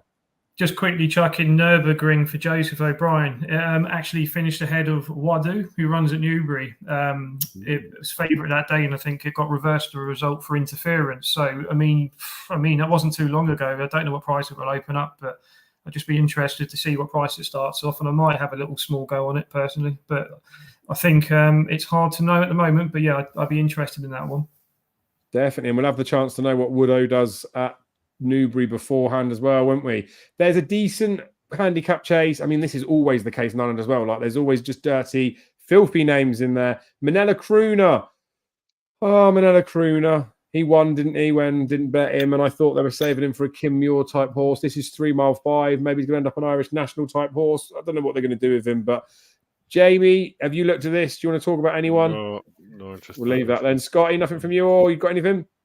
No, it's one of them. They all run against each other all the time. Yeah, Don't have a clue. Yeah. Manella Crooner's potentially the best horse, but yeah, who knows? Don't know. Okay, let's get excited because it's the Grade 1 Royal Bond Novices Hurdle. Statuaire won a Royal Bond, so let's not get too excited about it, even though it is a Grade 1, right? It is a decent enough race. I will run through my thoughts on a couple of horses. King of Kingsfield, I've said it multiple times. He is not in the mold of a Gigginstown horse. He needs like 1 mile 6. He needs good ground as well. So I think he will get his conditions at some point and he will crop up. He might end up being a handicap horse in the spring when we get some dry ground or something. I hope he runs in here, though, because I want him to keep running in these good races against like good horses, because he has got some ability. And if they don't put him against decent horses, he'll end up losing his maiden tag or doing something. And then the conditions for a race later on might cost him a little bit. So a mention of him. Slade Steele's one of my horses to follow for the season. I think he needs to step up a little bit in trip. I think he did beat King of Kingsfield the last day as well. I like this horse. I hope they run him in here because, again, the good horses would win at 2 or 2.5. I don't think this is a very deep race.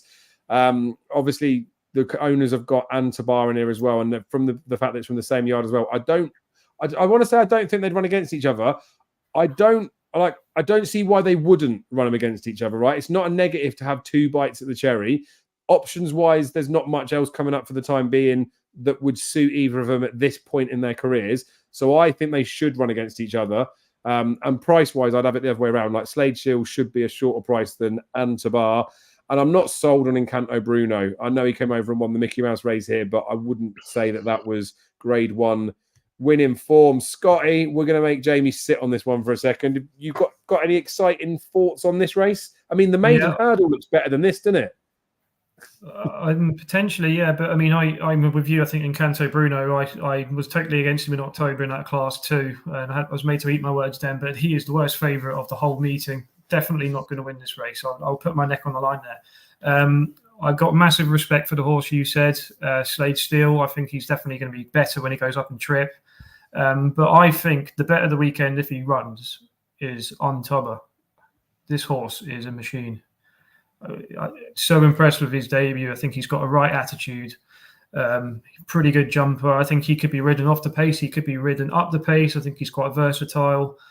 And I think Champagne Admiral as well, franked the form since, won pretty impressively next time out. I will be all over Antabar if he runs. I think he is a potential superstar.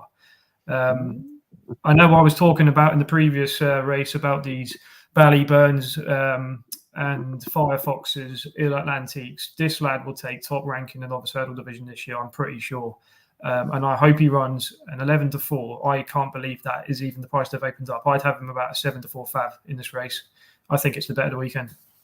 Oh, I do. I mean, I like the confidence as well. I think his setback, I'm pretty sure Michael Luby said it was a tendon thing. And he was I guess a little bit worried about him, like his first time up for a horse coming back. But I think afterwards, he potentially upgraded his performance off the back of it. So that is the only worry, like you say. He ran his point to point, won it well, didn't go bumpers, so he's gone straight here. So, but yeah, he's proven it last time. I'm definitely going to stick with him, 100%. Yeah, no, fair play, mate. It's one of those races where it needs a strong opinion. It needs some balls in it because, like there, I would have the prices the way around. I don't know if I'd have the confidence to be back in Slade Steele. It depends what the final field will be like, but we'll have a look at it. Jamie, where's your head at in the Royal Bond? Have we got a Cheltenham winner in here? No, maybe Encanto Bruno, a bloody handicap or something like that. On fast ground. I agree with you, Dave. I think the prices are wrong here. I think Slade Steele should be second favourite or even favourite. And I'm going on the potential that he ran very well at Naas the last day. Obviously, a dog, I think, in King of Kingsfield. Needs rattling fast ground, don't you think? I'm going on the potential of he's third behind Ballyburn in the bumper at Fairyhouse. My only crib on Tubber, will it bounce? Is there such thing as a bounce factor? And the other thing is that injury as bad as people are saying, or is it that he's over it? Now, he did jump very well at Fairyhouse. I was very impressed with his jumping on debut. I will say that he's a very, very good jumper, but I don't know, he kind of looks slow to me up the straight. But look, obviously it was deep ground, but if they both run, I will be all over Slade Steele in this, because I think he's a very good horse. Well, what we'll do is we'll have to have a little side bet with Scotty, won't we? Because I think there's reason for both sides for the argument. But as you're saying, one of them probably only run, and that's very annoying. But on Tubber is definitely going to run. Apparently, I was like, it was after the race. They said straight away Royal Bond, and that might be why the prices are where they're at. Maybe. But like Scotty says though, like the price is probably like a fair price in the scheme of it. Because arguably would have him shorter than Encanto Bruno anyway as well. But like, it's a good looking race. Scotty's confident. That's what we like to see. But boys, I'm bringing your comments up, right? Right. Everybody just be quiet for a moment because no words need to be said other than, fucking hell, would you lot shut up in the comments? There's so many to scroll back. Dave Maxwell. It was before Dave Maxwell. Talk amongst yourself, guys. Where is it? They started talking and they made me bet while you guys were talking. So I apologize for being rude. Oh, there we go. Here we go. Traveling over to Fairyhouse tomorrow and having the biggest bet of the year so far in the Drimmore. Who, Dale? Says Martin Lewis. Tom Leach jumps in. Only bet I've had Friday's Nickelback. Tom, they're not talking about that. We're talking about Sharjah. He will be sat behind the favourites. He'll do them all for speed. The last swan song. And guess what, guys? He may be argumentative in the comments. He may be one of our biggest fans. But Martin Lewis agreed with Dale. Gets better. Is he still freeze? Yes. And that was the point that I went and had 50 on Sharjah. Because I agree, right? Sharjah jumped right-handed. I don't think he showed any tendencies over hurdles to be that way inclined. But this is the right way round for the boy. Same as when Forheen got his thing at Christmas. I know he was very close in the JLT the year that he ran there. That was a dirty one, wasn't it? Sam Crow, the boy, and all that. But Sharjah, I don't see him getting anywhere near something like a Gaelic Warrior. They're not going to be able to run him in an Arkle. He's not quick enough for that anymore, and he doesn't stay. So, like, this is a grade 1 for this type of horse. They'd have thought about this long and hard before, and the fact that he does jump right-handed, we saw it with Gaelic Warrior. Like, he might still jump right-handed, but he'll get away with it. He's the wrong price by a mile. Let's be clear about it, right? I bet him it's fairly strong the first time he went over fences because it was a shit enough race. This isn't a shit race, right? And I know he's looked good after, but he's coming up against proper horses. Founder 50, I genuinely do respect, right? But I just think this will be Sharjah's day. Founder 50 could run well in behind. Like, I would be impressed if Founder 50 beat Sharjah and they both run on merit. That would put me up like high in estimations. I don't believe let's be clear about a win this. I think Sharjah's going to get smashed up. So I'm with Dale, and Martin Lewis has backed us up. Sharjah will win the Drimmore. And even if he was a 6-4 poke, I'd probably be saying I would fancy him. So this is one of those that we haven't got final declarations yet. It is short-term anti-post. Willie Mullins has confirmed he's coming here, though, so he will do. Iron Maximus needs 2 miles, 4 furlongs twice to show his speed. So even with Willie Mullins running runs here, it doesn't really matter. It's not going to do anything, is he? Sharjah will win the Drimmore. 3-1 is well worth taking. Take that risk, I reckon. Jamie, the voice of Ireland, the voice of reason. Am I wrong to listen to the comments and back Sharjah at 3-1 for the Drimmore? No, you're not. This is the greatest bet of the year at a 3-1 price that you'll ever see in your entire life. This horse will absolutely rock him. Now, we'll go through the runners. American Mike probably won't run. Don't like him anyway.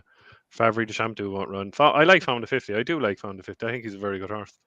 But not today. Iron Maximus, as you said, needs about 10 miles.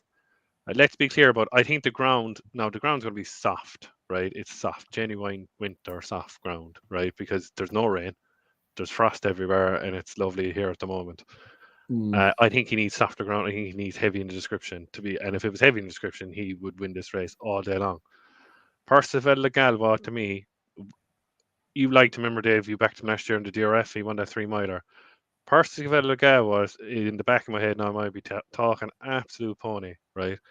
He screams of a horse that's going to run around in these grade 1s in novice chases all year, and Ireland might finally have an ultimate winner in Percival Le Galois, and he's definitely going to rock up in a big 3-mile handicap chase. Just keep him in your tracker, because this horse is I think he's a really good horse, but he's just probably shy grade 1 level or grade 2 or 3 level. Keep him in your tracker. I really liked it, and it was a soft fall the last day at Cork. He just stumbled on landing in this race that let's be clear about running. But Sharjah, to me, he's the best. Like, if this was a hurdle race, what price would it be? Yeah, he's 20 pounds clear with all these horses. He jumps well. He has experience. 3-1. They won't even get near him. He's so quick, especially if they go a crawl. If they go a crawl at no pace, oh my God. Like, Townend will be looking around at the second last, and he will win. Yeah, and definitely. It's the bet of the year, 3-1. Bet of the year. I love it. I mean, if Daryl Carter said that, people would be throwing absolute daggers at their TV screens now trying to Kill get it. you on there. Yeah, Who yeah. waits till November to get the best bet of the year? But like, again, price driven, all those types of things. Like he is the winner. The soft ground, I know you've touched on that as well. Like I know like he's fine on good ground, but I've never been worried about his form on there. I know he's been beaten times like a head behind field or he beat someone else though on soft to heavy who's quite a good. I can't remember the name, but anyway, I wouldn't be worried about the ground. I like him a lot, right? And Willie Mullins' horses, we've seen that they've been running a bit in and out. This horse has been out, got experience, and this is all by design. Like, this is, I would imagine, a target for the season. I know they've got other things they can think about after, but I wouldn't imagine that. I know there's like the 4-Heen chase at Christmas, but I would imagine this is his target, and then they'll keep him away for other races later in the year. Sharjah wins. Scotty, what do you make of it? What do you make of the race? Are you coming in with us? I don't know if you look so convinced. Yeah, you read me right. I'm totally against Sharjah in the race. Not totally against him. He will run well. He will run well, but he won't win. He'll come second. Let's be clear about it's going to win, and he's going to win 4 or 5 lengths. Sharjah won't get that close to him. Jamie's having a go about the ground for Let's Be Clear About It, which is a load of shite because he's won on heavy, he's won on soft. He won his chase debut, beating Largy Davy by 5 lengths, who finished second, following up in the Munster National. He was... that wasn't bog ground in Gore, no? But anyway, so yeah. Watch your Irish. So let's be clear about it's one on heavy and soft. Watch your Irish racing kid and come back to me. So anyway, Captain Combi, 11 length Sharjah. Captain Combi's been well turned over since. He lost to Nappers Hill, came third in that novice chase. Nappers Hill's a good horse, but the form all stacks up towards Let's Be Clear About It. The only slight thing that's let him down is Mighty Tom's run at Cheltenham, but I think that was on a trip that was 4 furlongs shorter. I like the way Let's Be Clear About It jumped, so I think at Cork he was pretty good. And I think this is probably, again, one of the stronger bets of the weekend. And I think this is Let's Be Clear About It's Gold Cup. He will win this race, and I'm a horrible, horrible person for saying it's hard to go against two good judges who are so confident, but I've got my own opinion, and I think Let's Be Clear About It will beat Sharjah.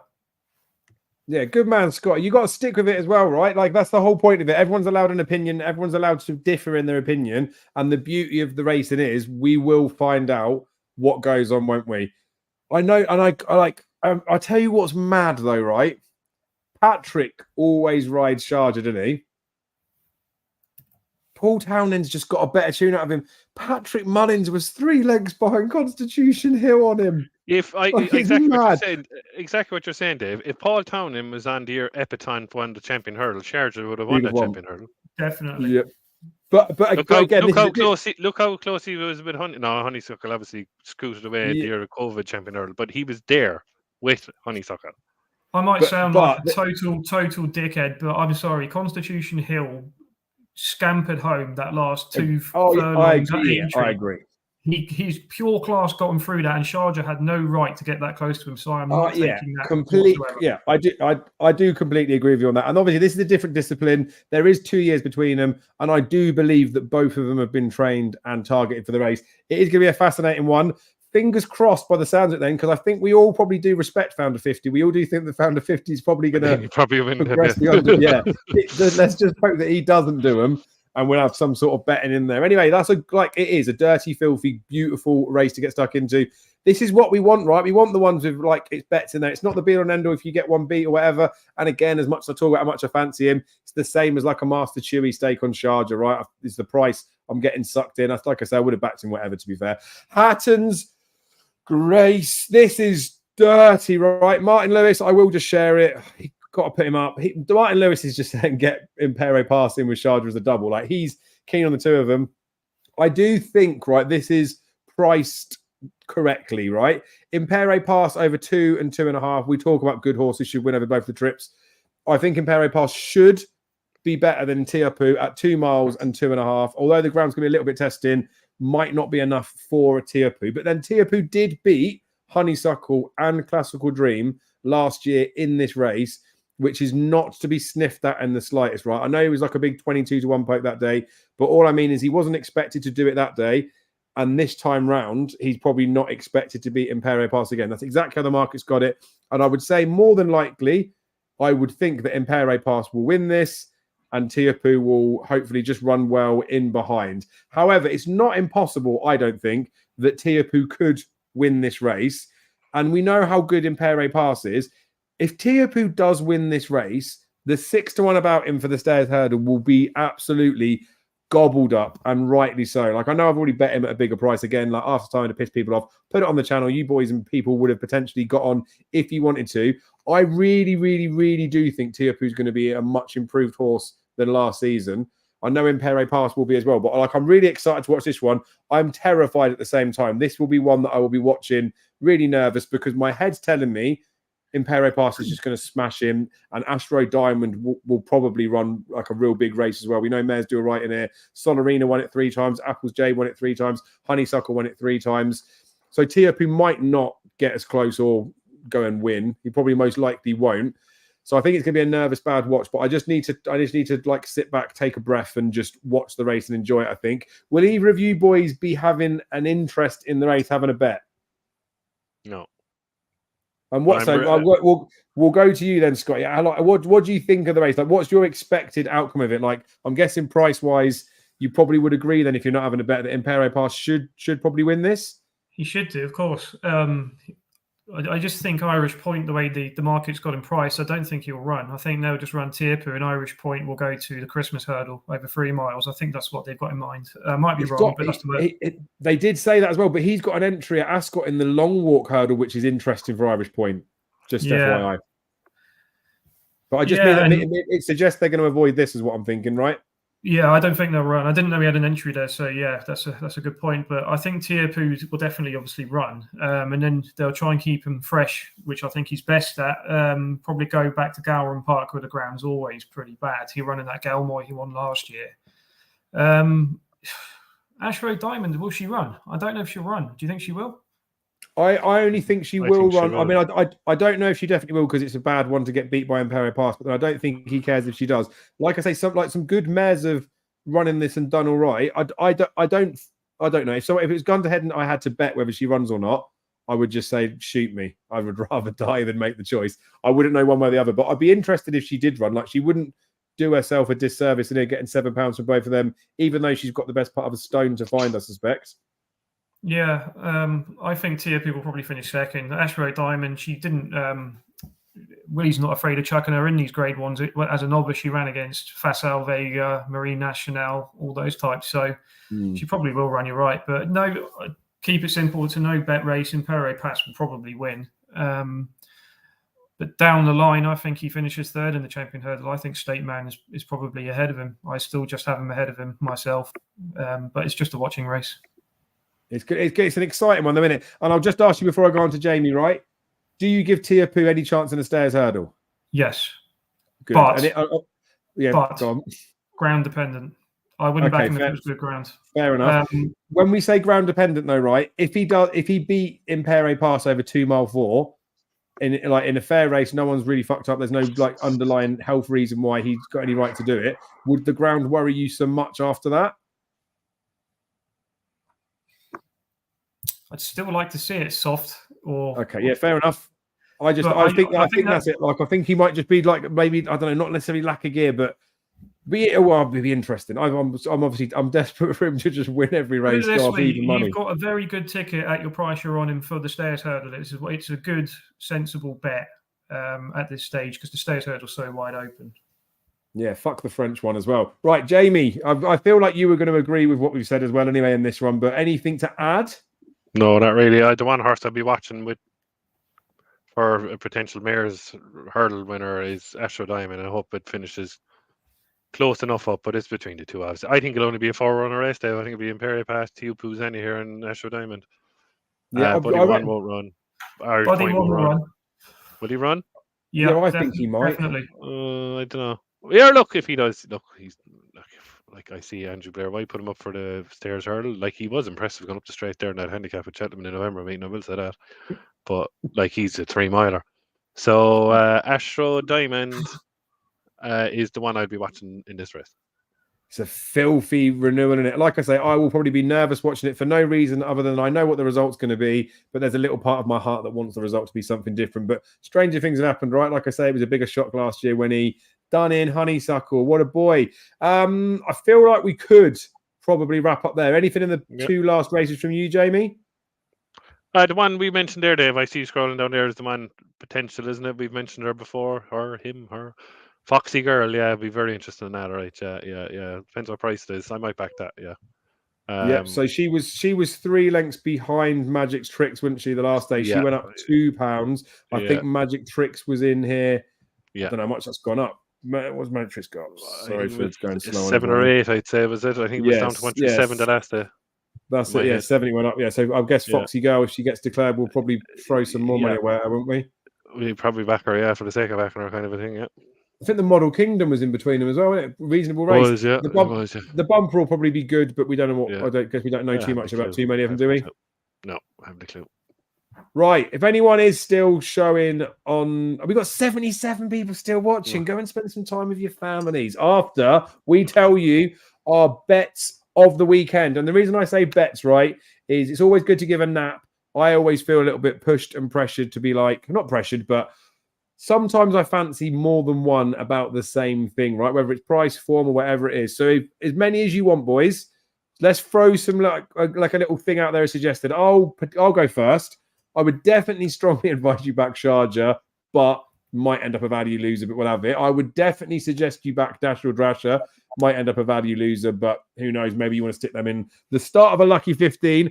I would definitely suggest back in Midnight River. I think he properly will win the Hennessy. I've not had such a strong vibe for him since we hammered Native River after he won that Weatherby Hurdle, or ran second Weatherby Hurdle, went off 7-2. I know it's mad to compare it in the two, but like I do fancy Midnight River, so I would put him in there. And then Master Chewy, right? I do like him. I do think he's getting short enough, but I know it's a terrible, shitty one to do in it, but some sort of weird little lucky 15 on there. If you just want to have a small stakes interest, just in case I'm right about all 4 races. Please gamble responsibly. Bet with your own opinions. Like Scotty said before, we're allowed to differ. It's all fine. The whole point of this is don't let us sway you by what we say. Let it encourage you and find your winners. But Scotty, can you give us, I mean, if you only want to put one up, you can put one up, but if you've got a few bets you might want to put up? Yeah, I'll definitely be backing Under Control in the Jerry Fielding. Oh, yeah. Great shout on that on the Hansard. Yeah, but I'll be definitely backing that. Let's be clear about it. I'll be backing in the Drimmore, and I will be all over my nap of the weekend, which is Untobber if it goes in the Royal Bond. Oh, yeah, the Royal Bond. Go on, the boy. Jamie, where are you spending your cash? I'll give you the 4. Holy Joe Smoke in the last tomorrow at Newbury. Oh, yeah. Master Chewy in the last at Newbury on Saturday. Redstone in Fairyhouse on the Saturday. And the nap of the weekend, Sharjah in the Drimmore. Go on, lads. Well, that's the show done. Genuinely appreciate you guys coming on. Scotty, I really appreciate you taking the time out to do this. We will definitely get you back on whenever you want. You're over soon as well, so I'll buy you a beer when I see you there. Jamie, thank you again for your time. I'm glad that the power stayed on throughout all of it as well. So, I mean, if there's going to be another Scotty, before we end it, that's a beer more than he ever bought me. This is very true. I didn't even buy you one in Wetherspoon. No, I did. No, I didn't. You bought them. Fuck, sorry. Ad revenue, guys. Can you please keep watching the ads all the way through so I can afford to buy Jamie a beer? He owes me a fortune. I probably do, to be fair. I'll tab you up before Cheltenham. Don't you worry about that. Right, enough of my debts and my financial situation on air. Appreciate you boys for being on here. Be lucky all weekend for everyone that's watched. Be lucky you two especially. We will definitely be back again to do another one of these at some point in the season. Oi, oi, everyone, and good night.